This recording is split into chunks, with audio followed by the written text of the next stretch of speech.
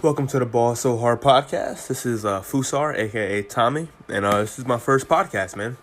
Hopefully, one of many, and this is going to be the beginning of something that hopefully I plan to do for a long time. I love talking about topics. I love opinions, so I listen to radio often, and my friends call me old because of it, but I enjoy listening to opinions. I really do. This is my first podcast, so as these progress on, I will have more co-hosts on here. The more the merrier in terms of opinions on a podcast, but for this to be my first one, we're just going to hit it raw. So I live in Northeast Ohio. With me living in Northeast Ohio, I am a Browns fan. And as you may not know, or you may know, the Browns have been a clown show, a disappointment, and a disgrace. Let's look into it. So we have our head coach, Freddie Kitchens, who is a former running back coach, a former half of the season head offensive coordinator, now head coach, Steve Wilks and Todd Monk. And Steve Wilks is the defensive coordinator who runs the defense. Todd's the offensive coordinator. Now let's highlight the offseason that led to this. So we had Baker Mayfield, who had, in my opinion, a historic rookie season. He broke the touchdown record, and he didn't start till week 4. He would have shattered it if he had started from week 1. And he made receivers look outstanding. He made Brashad Perriman look like the second coming of Randy Moss. He really did. Our offense was flowing. Nick Chubb from Georgia is an absolute pimp. And our offense really looked well. We ended we were a 7-9 ball team. And that was really good for what it looked like earlier in the season. So we come into this offseason. We trade our right guard, Kevin Zeitler. We trade our safety. There were 2 trades, but we're going to combine it all into one.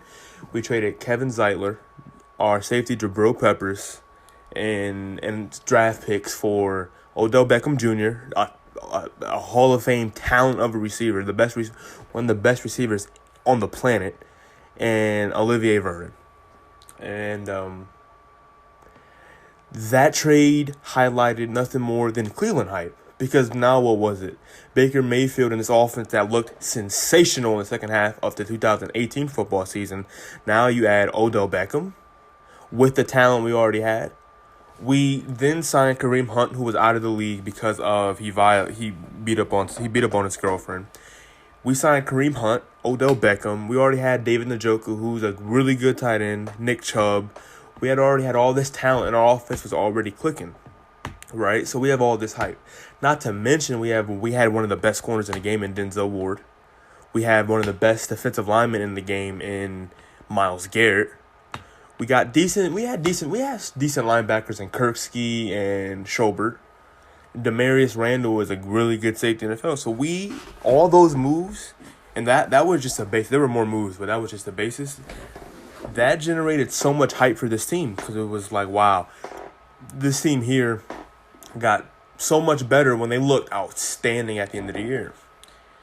Then we hired Freddie Kitchens, which at the time I thought was an outstanding move, but hindsight's always going to be 20/20, and it really wasn't a good move. Now let's go back to the Odell Beckham trade, because the Odell Beckham trade is interesting to me, because we traded Kevin Zeitler, right, our right guard, who was outstanding, for Odell Beckham and draft picks and stuff, and for John Dorsey, who's our general manager, for him to do that trade, it made sense for what he's thinking, because I didn't say this, but in the 2018 draft as well, we drafted a guard. His name was Austin Corbett. Now, with Austin Corbett being drafted, he was obviously in the second round. That's pretty high in the NFL. You come in, he should have been able to start and then be a really good offensive lineman for us. That's why we traded Zeitler. Austin Corbett wasn't even active on game days in the year of 2019. He could not beat out free agents that we brought in to compete with him. He couldn't beat him out in training camp. So that's John Dorsey's flop number 1, is that he drafted Corbett, took a gamble on Corbett by trading Zeitler, thinking that Corbett would slide in. No, Corbett has not slid in. That's the fall number 1.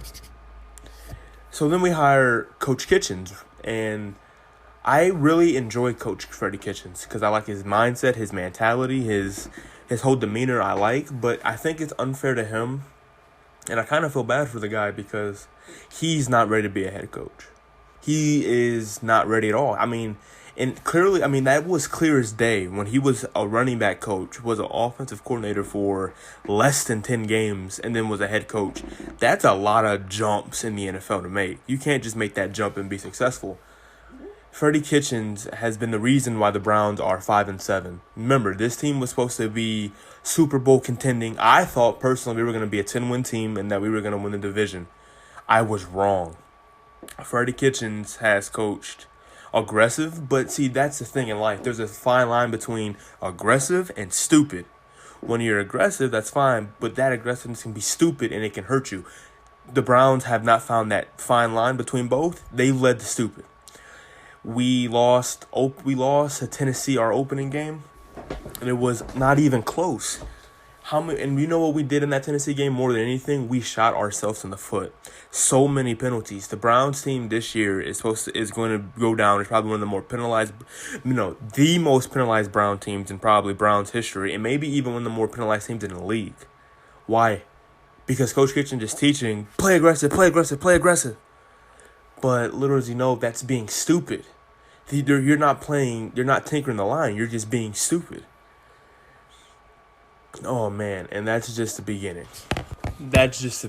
So now we highlight another problem that the Browns have had that, honestly, I did not foresee. Baker Mayfield. Baker Mayfield had an all-time rookie season, in my opinion. He shattered the record. He looked outstanding. He looked like the number one pick in the draft. This year, he's done nothing but got worse. He is statistically one of the worst quarterbacks in the NFL. He has one of the lowest completion percentages, one of the lowest QBRs. And if you just watch the Browns, he absolutely has stunk this year. And for me, it took me a while to accept that, 'cause I'm a big Baker Mayfield fan.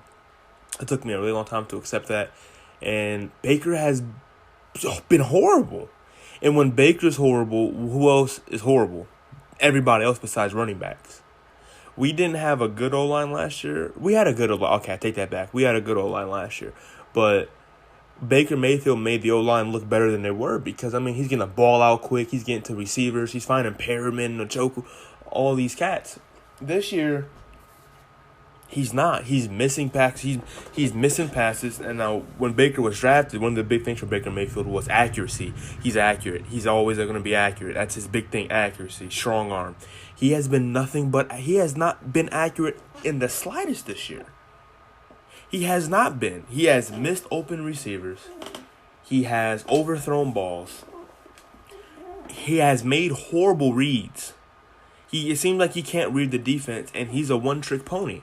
Aqib Talib, when he was talking to Colin Cowherd on the Herd for Fox, FS1, Aqib was like, Baker is a one-read quarterback, and he's always going to roll to his right.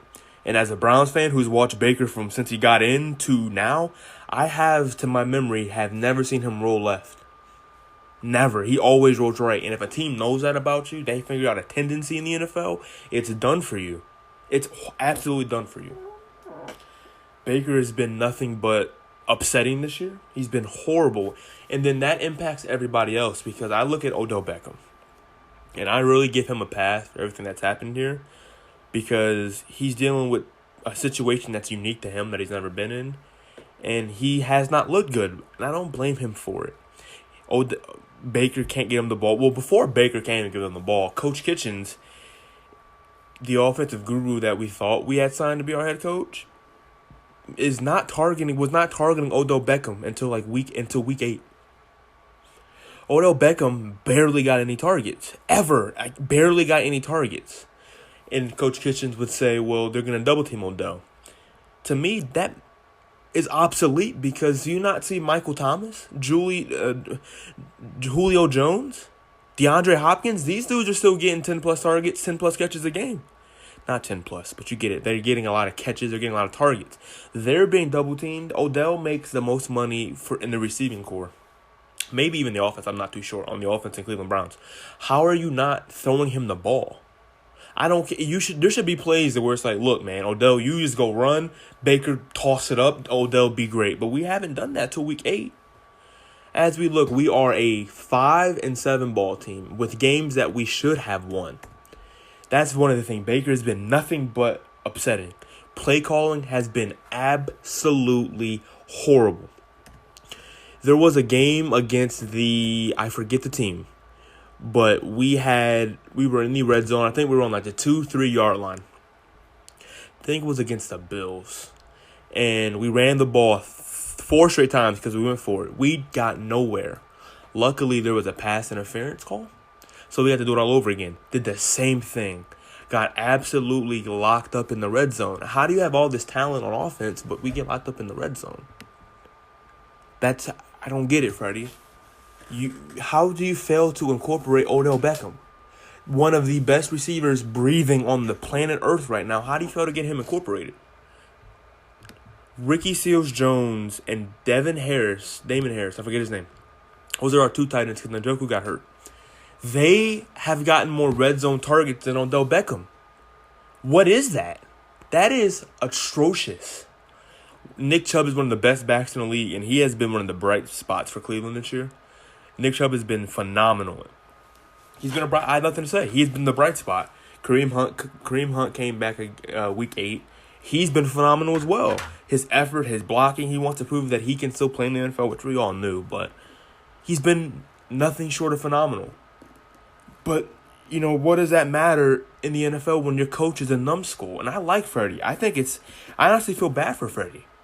Because Freddie Kitchens, anybody would have taken a quarterback job. Anybody would have. But it's a fact that he is a deer in the headlights. He literally has no clue what's going on. It is embarrassing. We come to the defense. And the defense that was supposed to be apparently better than the offense has been even worse than the offense, in my opinion. The defense is highlighted by Myles Garrett and Denzel Ward. Those are our best defensive players. In the secondary, we have Demarius Randall, and I forget the guy's name, but he was a veteran safety. He was a veteran safety. We had Greedy Williams, who was a man-to-man corner who could not tackle. That's a scouting report out of LSU. We had Myles Garrett on the defensive line, Ogunjobi on the defensive line. We have Vernon, who we traded for, by the way, and got rid of Emmanuel Ogbah. I'll get to in a minute. And we have Sheldon Richardson on the defensive line. We are 26 by week. We are 5-7. So at this point in the season, we are 26 in run defense. 26th. That is horrible. With Greg Williams, we were like 28. Right? So clearly, stopping the run is really a problem for us. We're 6th in passing yards allowed, which is obviously amazing. But the point of the defense is this. Yes, Myles Garrett hit somebody over the head with a helmet. Yeah, we're not going to touch on that too much. But I look at this game, right? And I look at we played the Denver Broncos at Denver. Granted, they didn't start Joe Flacco. They didn't start Drew Lock. They started a third-string quarterback who, by the way, couldn't make another roster. The Broncos picked him up when he didn't make the roster after training camp. So this is a guy who's a journeyman who got his first ever NFL start. First ever NFL start against Cleveland at Denver. And this dude went off. He had a better stat line than Baker Mayfield. A better stat line. This guy, a journeyman, who had no starts in the NFL, had a better stat line than the apparent number 1 overall pick. How is that possible? How is that? That is atrocious. That's an atrocity. We should have been embarrassed. No, we were embarrassed.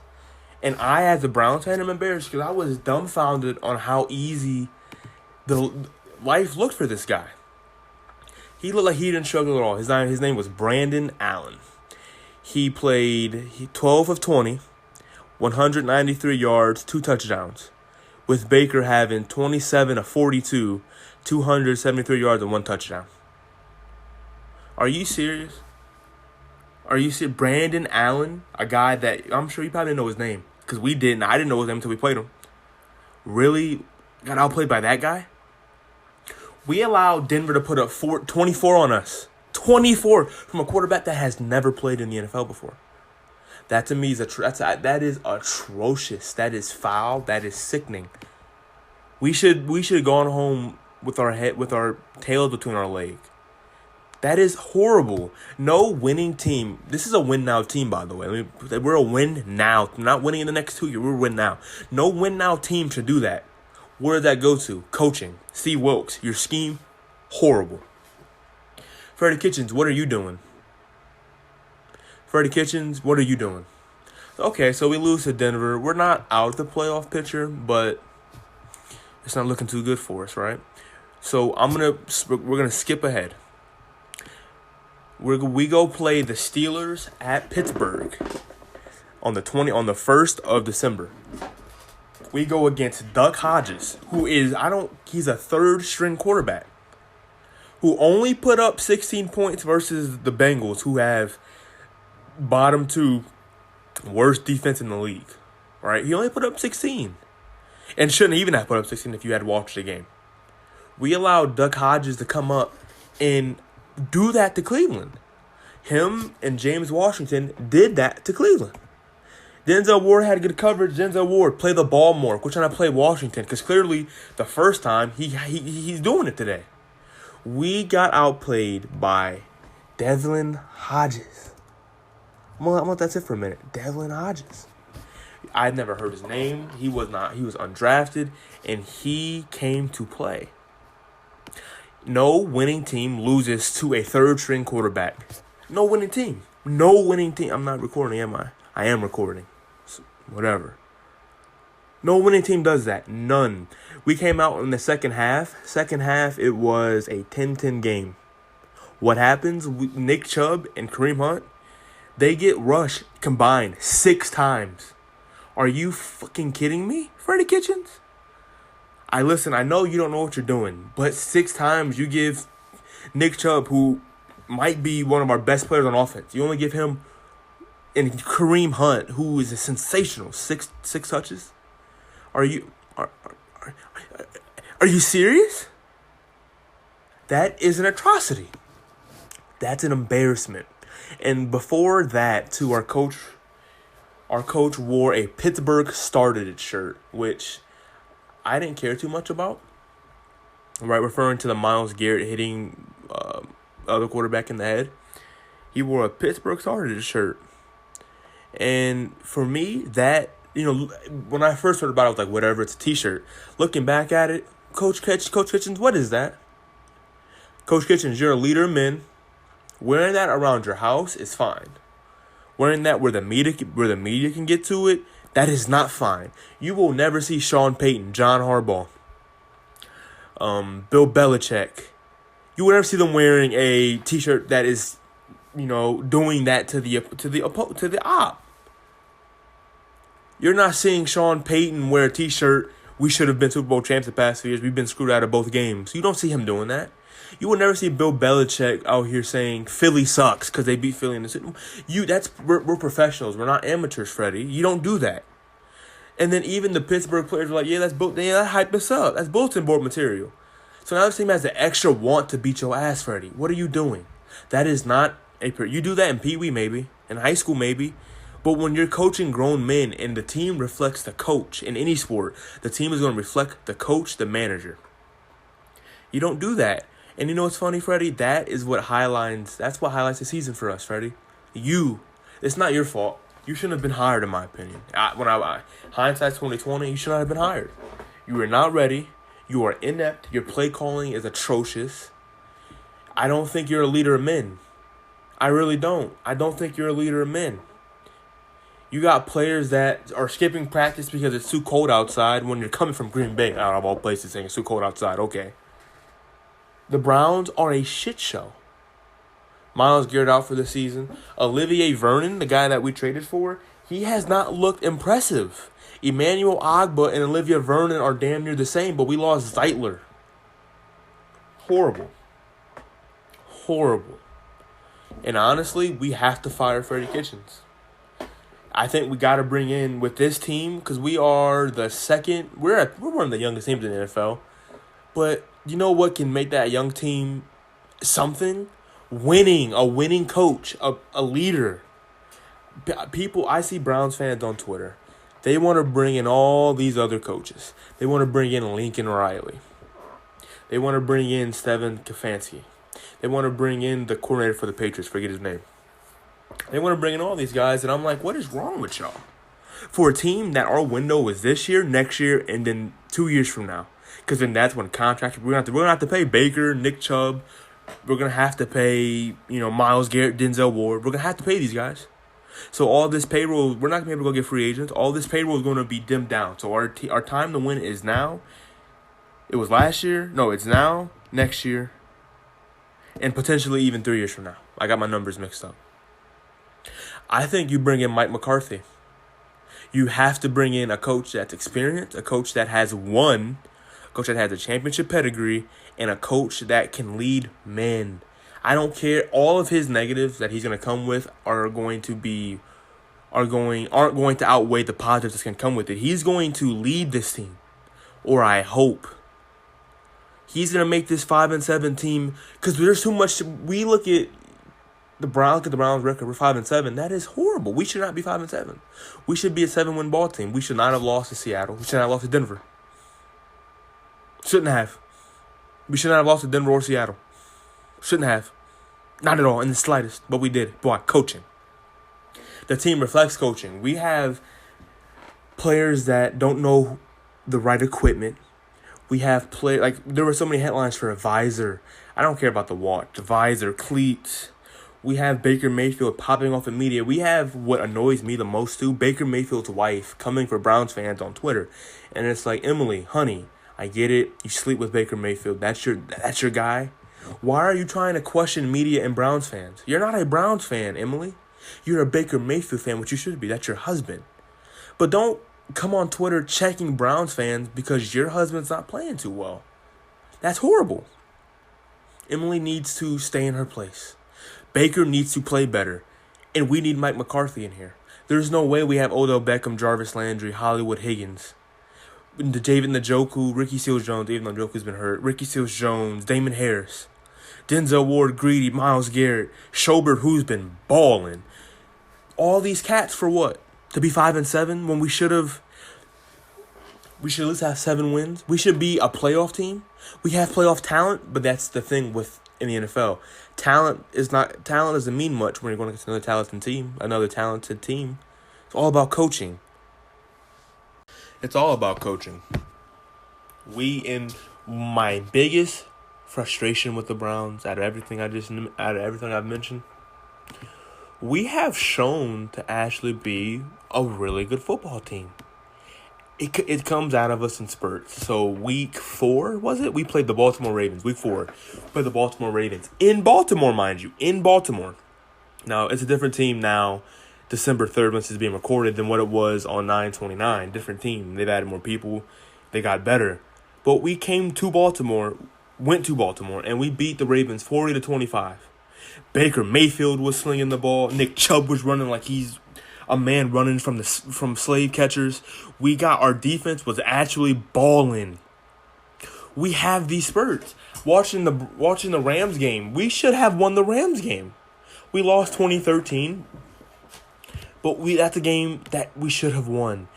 The Seattle game is even worse because, play calling in the Seattle game was atrocious.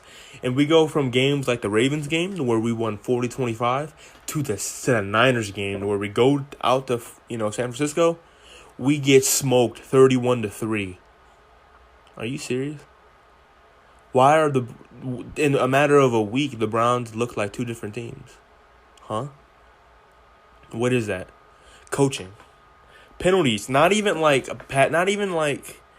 there has been, of course, the holdings, the pass interferences. But you know what these penalties, what penalties we're getting? Too many men on the field. Illegal formations. Illegal shifts. What is that? That's game planning. That's coaching. That's Freddie Kitchens. I don't want to blame Freddie because I like Freddie the guy. I really do. I think Freddie the guy is phenomenal. I think he's outstanding. I feel bad for him because he's not a head coach. He's not the long-term answer. Browns fans think Greg Williams would have been. Greg Williams would have coached his team better. He's not the long-term answer. I don't think we win anything of significance with Greg Williams. I think we should have brought in Mike McCarthy, and I hope we still do. If Freddie Kitchens has a job by next season, I'm going to be very upset with John Dorsey. John Dorsey, it's time for you to man up. You've made mistakes. Listen, you've hit home runs and you've struck out. You drafted Nick Chubb, Baker Mayfield. You drafted Baker Mayfield is going to be the cornerstone of this franchise, number 1 overall. I think that's a great pick. I think Baker needed to go 1 because he has the personality to be in Cleveland and to lead this franchise from ineptitude to winning compared to any other quarterback. Nick Chubb's a stud, clearly, but you've also had some misses. You drafted Jannard Avery. You got rid of him the next year. You drafted Chris Smith. You released him today. You drafted Seibert in the fifth round. Who drafts kickers? You could have signed Seibert. But you wasted that pick instead of getting a lineman maybe that could have maybe just been able to play like a journeyman. Who knows? But you have a kicker. I think a kicker is very vital to a football team, but I think it's time, John Dorsey, for you to man up. I think it's time, John Dorsey, for you to say, I messed up by hiring Freddie, and you bring in Mike McCarthy. Mike McCarthy has won Super Bowls. He's led dominant offenses. He has won. He's played in big games. He would be able to hold his own in this division in terms of coaching. Because I don't know the coach of Cincinnati, but I don't know about him, the Cincinnati Bengals. But Freddie Kitchens can't outcoach John Harbaugh. And for sure he can't outcoach Mike Tomlin. It's a moot point. He's not doing that. Get him up out of topics from sports, because instead of football, which is a hot topic, clearly Ohio State's one of the best teams in the not one of the best team in the nation. I hope, pretty sure they're gonna go on and win the Big Ten and see anybody in the playoff. Listen, I'm also a New York Knicks fan and Cleveland Cavaliers fan. I know there's not much to get excited for. We're not gonna talk about it. I know I'm a fan of probably the 2 worst franchises that are in the league today, but we're just not gonna mention that. We're gonna go over to games, and a game I just played was Jedi Fallen Order, and Jedi Fallen Order was actually outstanding. I didn't like Jedi Fallen Order because it was something new to me, right? And I thought that I'm more into story than I am into the actual game. But when I go back and play it, I actually play the game. And Jedi Fallen Order is a lot about the game. I love how it is how your player grows linearly with you and in the game. Because as you play the game, you're going to get better as playing as Cal Kestis. I love the combat is so rewarding, because when I first got it, I was horrible at it. Really bad, and it was frustrating because I would always die and have to respawn. As I progressed through the game and went through all these missions, I'm like, wow, this stuff's rewarding when you actually know what you're doing and you can handle it. It's really rewarding. The story itself is amazing. I think there's going to be a second game. I'm not going to go into details of the story, but I think that it is amazing. There should be a second game. Knowing the time period it's in, I feel as if the game needs to end in a dark manner, just because the time period it's in dark times, right? The Empire is a brand new baby right now. It's in very dark times. There's no way it can end positively when you're a Jedi in a time to where the purge is going on and you're not really wanted. That's not going to end too well for you. So I feel like it should end darkly, but Jedi Fallen Order might have been the best Star Wars game I've ever played. In terms of combat, in terms of story, it's up there. They had some missions that really wanted me to have other Star Wars games. Keep the gameplay. Now import me as a Jedi into the Clone Wars. I think video games, especially with how they look nowadays, could do so much to help the Clone Wars. Like if we got a Jedi or a Jedi game in the Clone Wars where you have your own clones and your own battleship, your own little fighter, that would be so fun. Me and my friend always talk about how you take Destiny to where like you can have like a central meeting spot with everybody in your player, and then you'll go out and venture out and do missions. Input that in Star Wars and the Clone Wars. That would be outstanding. That would be so fun. Create your own character. Like that would be so fun. I feel like, EA has a right to Star Wars until 2023. Don't quote me, 2023. Early in the 2020s, but that's a moneymaker because I'm buying it. I'm going to play it. The only downside I have with Fallen Order is that if you replay it, you have to start from scratch, which sucks because you get so much cool stuff as you progress through the story. I hope and wish that we can go back. We can redo the entire story, but keep everything we had and just see how fun it is, because the game could be so fun. And now we're going to talk about NBA 2K19. Now, I wanted to be the YouTuber that posted Pro-Am. I think Pro-Am is the money mode in 2K, that or part clearly. I think Pro-Am is because that's where it's actually competitive, right? Skill prevails the most, I'm not saying all the time, but the most in Pro-Am. And it's fun and competitive. I think my team, we want to compete. I think it'd be fun to show YouTube. But 2K is a dead game. In December, usually 2K dies around, for me at least, around, like last year, I didn't stop playing 2K19 till like mid-June. And why? Why was that? Well, because my team was fun last year. But I look at 2K20, and out of all the great things it has going for it, right? Because I think the My Player system is good. I think it's an improvement. Right, I think that I like how they allow you to pick your badges. I enjoy that. I think getting badges in general, that's underrated in terms of how good that is. Because you know how long it took to get a Hall of Fame badge last year? You had to get I forget, but it was like 100,000 My Points to get a Hall of Fame badge. For one badge, I had to get like 100,000 My Points. That's a lot of My Points.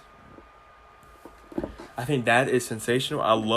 I really do enjoy the My Player Builder this year. I think it was better, new and improved. I think it can get better. I think it's a great base. It can get better. The gameplay is never, ever a problem in 2K. Now, clearly, there are some issues in the gameplay. I'm going to touch on that here in a minute. But the gameplay is not even the issue. The gameplay is not the problem. The problem with 2K is that they are extremely lazy. So we were told that we were not getting the same neighborhood we had in 2K19. That was clearly wrong. We got copy and paste, everything the same. Everything the same from 2K19. So you would really think it was 2K19.5, which I believe it is. There's nothing new in this game. There's nothing in terms of there's nothing new. So what does that do, 2K? Through all your My Player builders, the game is stale because we're about to go play. My career is boring. I'm going to go play on the park. The park's the exact same as last year. Y'all could have at least rearranged it, made the courts different, something different. A downside, 2K, why are park events mandatory? Now, some aren't. Like, Ruffles isn't. The 1v1 isn't. The 2v2 tournament, that's all matchmaking. You have to load up into it. But some of them are. Why is Beats, man? Why do I have to play Beats? And they have Beats on a Saturday night from like 9 to 12. So that's prime time for them, probably, on people on their game. I have to play Beats. What if I don't want to? I just can't play their game? Why is that not mandatory? That is horrible. Absolutely horrible. You have Ronnie 2K saying we'll be able to respec our builds, which means once you have a build, you can go back and rearrange everything or rearrange some stuff. That was a lie. We were told that we can change our takeovers. That was a lie. You're lying to your fan base. Mike Wang went in and make sure there was one dribble move only. It's behind the back. The hezzy, boom, behind the back. That's the only thing in the game. Hop on 2K, hop on YouTube and see. When you see Comp 2K, the main guy in his ISO is behind the back. The only guy that I know that doesn't spam the behind the back is Steezo. Steezo's unique in how he dribbles. He's different. Other than that, the behind the back is vital to most. And Steezo still uses the behind the back, by the way. I don't want to say he doesn't. He still uses it. But that's the only move. How do y'all water it down? How do y'all water that down? I think personally that when you get a game, I think that you should have made them get all your badges off rip. Because I feel like the grind shouldn't be to play My Career, to get your player ready. Because you have to put in mindless amount of hours to grind My Career to get your player ready. I think that's dumb. I think the grinding should be against other people. The grinding should be trying to get the legend. The grinding should try to be an elite Pro-Am team. The grinding should be trying to get your rep higher, right? But you can't do that because if your player doesn't have badges, you're going to suck. You need badges in 2K. You need them more than any other year I've played. You need badges. Badges in the past, just they made your player better. You were still fine without them, but they made your player better. This year, you absolutely need badges. 2K, why did you guys make the jump shot creator? We had to play my career. Why are y'all forcing us to play a game mode that most of us don't want to play to get something so vital to the game? Why is that not given to us off rip? Why does it cost me $50 to get my player from 60 to 85? Not even to 90, at least, to 85. I truly wonder how much it would cost to get to 95. From 65 to 95. I wonder how much it would cost. The rec center is so boring. Well, in its own self, it's going to play like how it plays now, because it's either you're with people that know what they're doing, so you guys are playing, or you guys are with people who don't know what they're doing, and it's just going to be a shit show. Why are there fake games in the background? Those games aren't real. Why is that in the game? Do you think that's cool? You think because it's going to emulate the old Jordan Rec Center? Bleep that. We don't want to see the Jordan Rec Center of old. Who wants that? Y'all should have really made it. If y'all would have made a rec, dude, make it like a rec center. Fuck all the other background games that are fake. Screw that. Pro-Am and Rec have the same gameplay, but they feel different because of latency and all the frame rate, dude. Because we have fake games of NPCs in the background. That is atrocious. When y'all can take a note from NBA Live, and y'all could have locations. You know how cool Rec would be if y'all had locations? And instead of having the black and white Jordan Rec jerseys, y'all just got black and red now.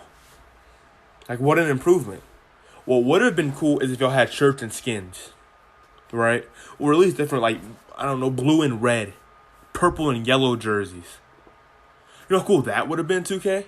Something so simple, but y'all don't even put time towards it. Y'all don't even put time towards Play Now. Play Now could be fun, but I can't play that game mode. Y'all put no time towards it. Why? It makes no money. My team is atrocious this year. Absolutely. I don't even play my team. I hear it from my YouTubers, Jake Mason, HDB. I hear from those guys, Shake and Bake. The gameplay is atrocious. You can't make a shot on that gameplay. You cannot. Y'all made a huge adjustment in making position lock, which I should have done 2Ks. Y'all should have done that so many years ago, 2K. That's the one thing I did great in my team. But the gameplay is atrocious from what I hear. I'm not touching that game mode. I'm not doing that. And it's already pay to play. I'm not about to get on there and play domination. Take a page out of Madden's book and make solos to where I can play a 2-minute solo and get coins or get mighty points. And that'll accumulate when I keep doing the small solos. Sometimes they can be long, but I have to play domination. You know how mindless domination is? You don't play domination. You farm domination.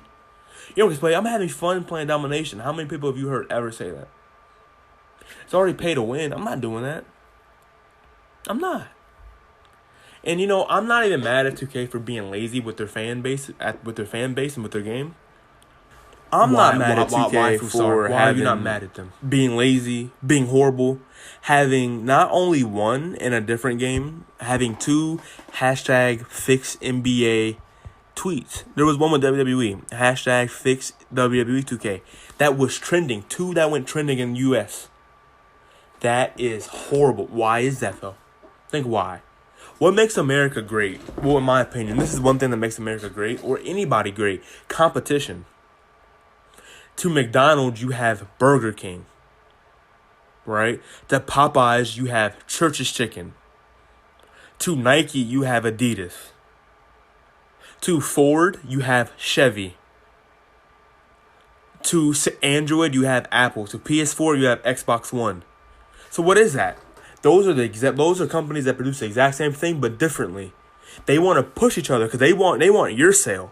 So what they're gonna do is make the best product out every time because they want to take your money. But that can't happen in 2K. Madden suffer from the same thing. All games do, really. All sports games do.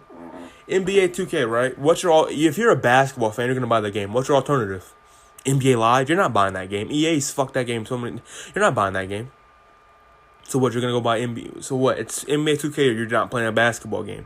Now, if you're a basketball casual, that ain't no problem. But if you're a basketball diehard, you want to play a basketball game. But you can't do that because there's no competition. Same with Madden. Madden Excuse me, I'm sorry. Madden's the same thing year in and year out. They can afford to do that. Why? Why? Because there's no other football game. Imagine if there was a competitive basketball game to 2K. Would 2K still be as bad? No, sir.